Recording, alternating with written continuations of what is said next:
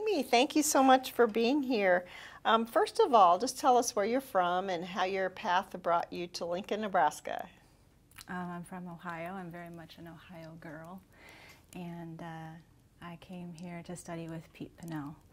So I had applied to the graduate program and really wanted to study with Pete because he is a master of glazes and he has done so many kiln building workshops around the country.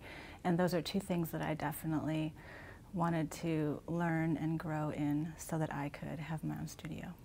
How long have you been in Nebraska? Since 1998. Wow, quite a while. Yeah. Quite a while. What is it? What do you like about it?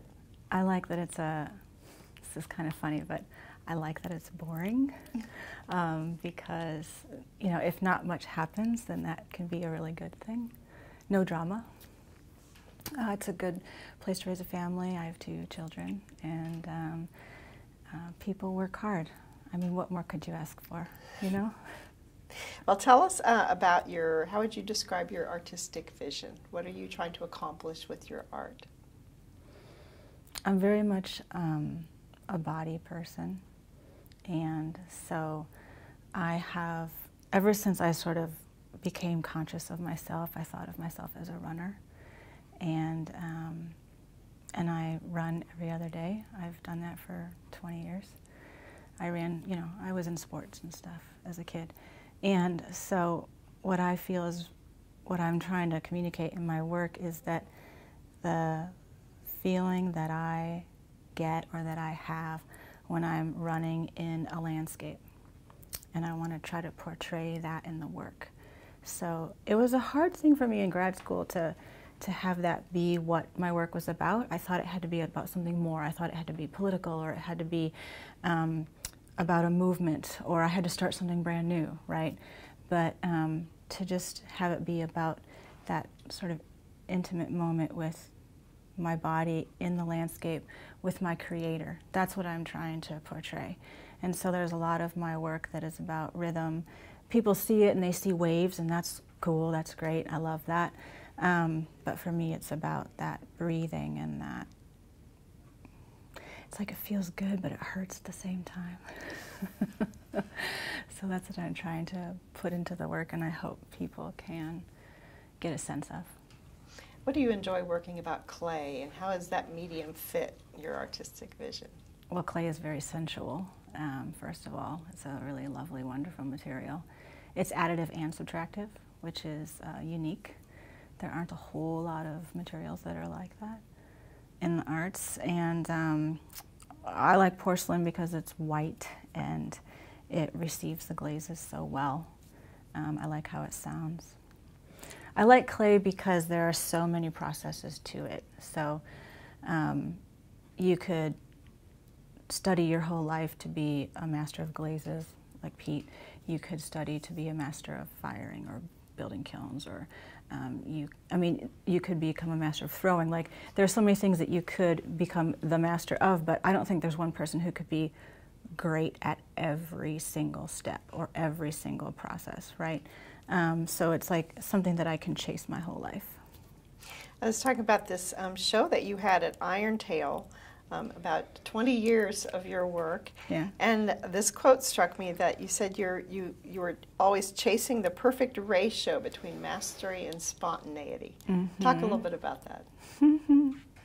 Well, you know, this will lead well into teaching, because when I first work with students, they want their pieces to be perfect. And I understand that, because that's what I wanted when I first started. So there's this desire to control the material, right? But then at some point there is an understanding of, it's not so much about control, it's more about like working with the material and understanding the material so that you can, it sounds kind of silly, but have a conversation with it. See where the material leads you as the artist. So I think that is where my quote came from, such that it's a balance, or like there's part of me as a person that wants to chase that, but then there's also a part of me that wants to allow for happy accidents. Well, let's talk about your teaching. Like many artists, you also teach. It's kind of a two-part question. What do you try to teach them? And what do you get back from your students? Well, I love when the light bulb goes off for them. I love when they realize that they can do something that they didn't think they could do before, or when something turns out really well. It's really exciting to experience that with them. What do I try to teach them?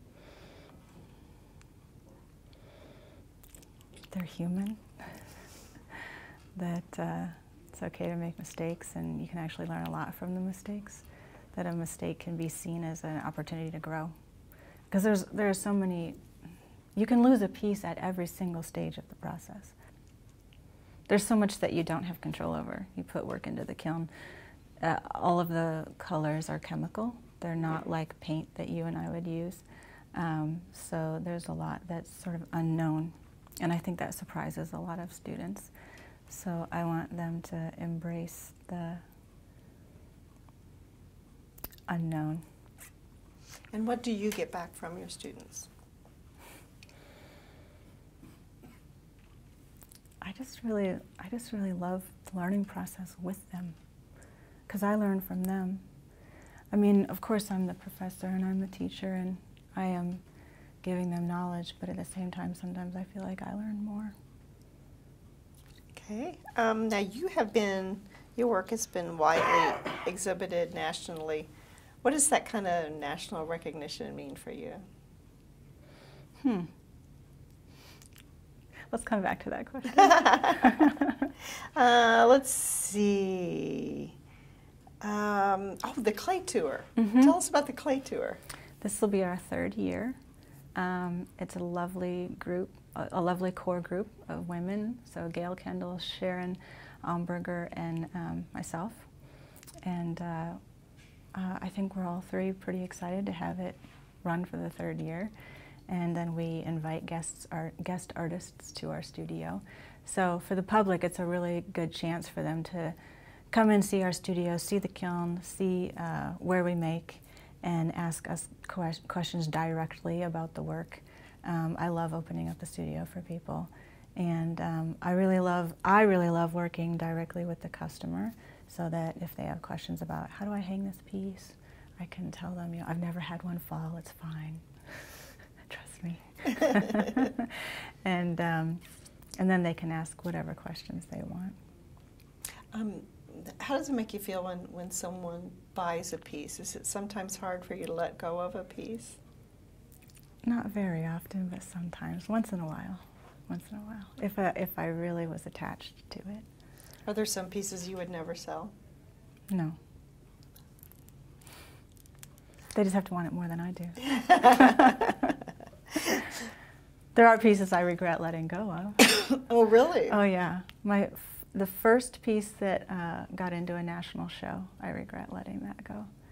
And it was also the turnaround piece for me in graduate school.